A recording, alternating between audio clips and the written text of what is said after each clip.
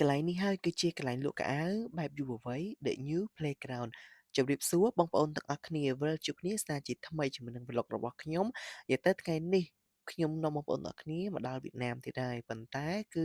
ទៅ The New Playground ផ្សារក្រោមដីនៅវៀតណាមទៅមើលខោអាវបែបយុវវ័យនិយាយទៅគឺតម្លៃក៏សមរម្យទៅតាមនឹងដែរប៉ុន្តែសាច់ក្រណាត់ក៏អូខេទៅតាមនឹងដែរបងប្អូននិយាយទៅគឺមានសពបែបយ៉ាងទាំងបែបមនុស្សស្រីបែបមនុស្សប្រុស ហើយសុំទោសផងដែរក្នុងវីដេអូនេះខ្ញុំអត់បានដើរច្រើនទេដោយសារតែខ្ញុំប្រញាប់ហោះហើរត្រឡប់មកវិញដោយសារខ្លាចអត់ទាន់ម៉ោងយន្តហោះបងប្អូនអញ្ចឹងក៏បានឆ្លៀតទៅថតបន្តិច detail ឲ្យបងប្អូនដូចអាវយើងកំពុងលើកឯនេះគឺលក្ខណៈអាវយឺត free style សាច់ក្រណាត់គេក្រាស់ល្អហើយទន់ត្រជាក់និយាយទៅត្រជាក់ដោយសារគេលក់ក្នុងម៉ាស៊ីនត្រជាក់បងប្អូនហ្នឹងហើយហើយតម្លៃវិញក៏អូខេទៅតាមនឹងដែរបងប្អូនអាវមួយចូលប្រហែលជា$7 $10ដែរហ្នឹងណាបងប្អូនអញ្ចឹងបើនិយាយពីប្រៀបធៀប រវាងកៅអៅសាច់ក្រណាត់និងតម្លៃខាងនេះជាមួយនឹងខាងនោះវាខុសគ្នាហើយដោយសារខាងនោះពេលខ្លះយើងយកមកពីចិនអញ្ចឹង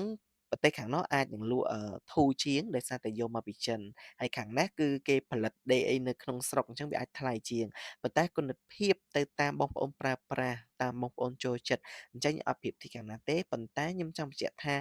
ចូលរួមប្រើប្រាស់របស់ខ្មែរយើងឲ្យបានច្រើនលើកសេដ្ឋកិច្ចខ្មែរជំរុញសេដ្ឋកិច្ចខ្មែរគឺជាការល្អបំផុតនេះគ្រាន់តែខ្ញុំទៅ detail ថតឲ្យបងប្អូនមើលតិចៗទេអរគុណបងប្អូនទាំងអស់គ្នាជួបគ្នានៅវីដេអូក្រោយៗបន្តទៀតកុំភ្លេចឲ្យមេដៃនិងចុច share ផងណា